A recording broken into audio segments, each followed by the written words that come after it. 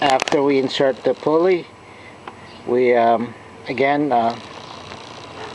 unbolt the compressor so that we can tilt it, and it's strapped, as you can see, to hold it into place so that we don't have any problems slipping in the C-clip.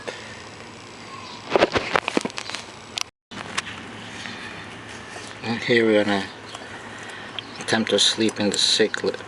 I can't see where I'm inserting it because the camera's in the way, so I'm gonna have to remove the camera. Okay. Once we have everything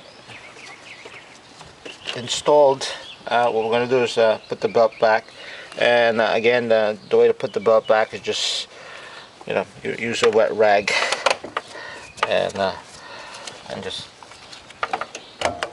pull on it like that, right? And you can see it's almost there, and then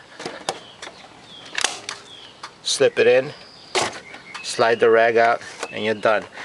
Takes a little bit of effort to put it in, but it's a good trick, because if you ever get stranded with no tools or anything like that, or your belt comes off in the middle of nowhere, but you do happen to have a spare belt, then this is a good way of removing or installing or reinstalling a belt. For this particular car, the reason we're using this technique is because everything is so tight in here. There's really not much room to insert anything. So for us, this is a quicker way of removing and reinstalling the belt. And here we have the compressor coming on and off. You see, of course, it's cooking. And so we did achieve our goal of just replacing the bearing without replacing the whole air conditioning compressor.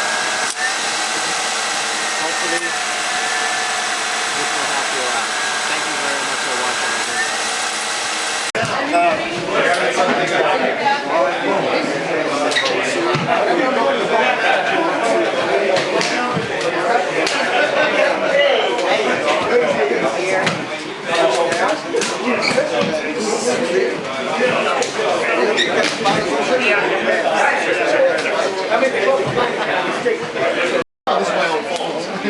what I get for not putting